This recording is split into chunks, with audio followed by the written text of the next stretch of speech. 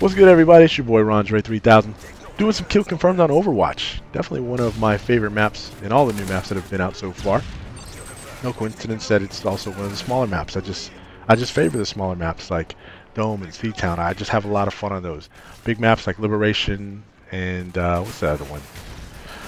Black Box. I mean, you guys have heard me say it plenty of times. It's not my cup of tea. It doesn't fit my playstyle. And in this particular match, I'm running around with the suppressor and a red dot. I'm trying to finish off this gun and get it all golded up. And was actually kind of surprised at how good it is with the red dot and suppressor. Normally I'll run it with with suppressor and extended mags, or suppressor and rapid fire just like everybody else, because, you know, up close, it's very hard to beat. But with a red dot, it's not that bad. Do a little bit of work. But wanted to get into a discussion with you guys. I'm going to need the audience participation. Saw a video yesterday, which I will link in the description, by a commentator whose work that I do enjoy, MW3. Been watching him since Modern Warfare 2 days. And also got into a discussion with some of the homies yesterday in TheSapientio's live stream. I will also link their YouTube channels as well as TheSapientio's live stream channel. I'm sorry, I mean his Twitch TV channel. He doesn't live stream every day, but when he does, it's definitely fun to watch, because he's opinionated, and he's definitely not afraid to share his opinions. His reactions over gameplay are just really fun to watch. He's a funny guy. Funny like a clown. Funny like I entertain you. You get some man card points if you recognize the movie I just quoted right there. But anyways, like I was saying, was having discussions and conversations about this topic yesterday. And it's funny that it came up in two different areas. So yesterday I watched a video by JiveTurkey600, and he was talking about controllers and the sensitivity that he uses on PS3 and Xbox. And he'd mentioned how he is currently using a Razer Onza controller on the Xbox, but he felt that the Scuf gaming controller was like cheating. It's not fair. And like I said, I'll leave the link to his video in the description, so just in case I misquote him or whatnot, that's fine. And what I'm about to say to you, I'm not trying to say that my opinion is better than anybody else's, but I just like to get to have some dialogue with you guys, the viewers and subscribers, and get your thoughts on this, because I completely disagree. JiveTurkey was of the opinion that because the buttons are on the bottom side of the controller, on a Scuf controller, that being able to drop shot and knife at the same time is cheating. It's not fair.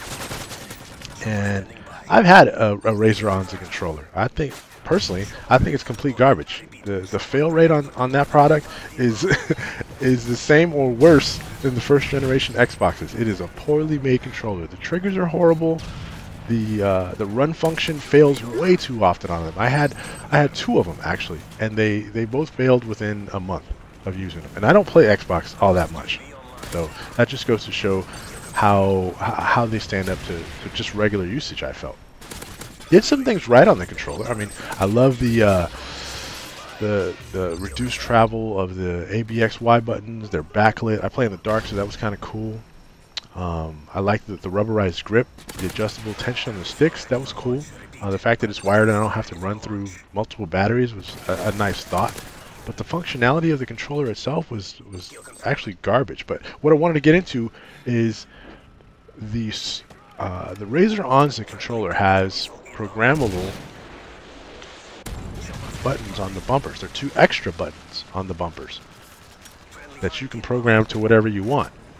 So in theory, it does exactly what a Scuf gaming controller does with its paddle buttons, except the two extra buttons, again, that you can program to whatever you want to be, are on the bumpers instead of underneath.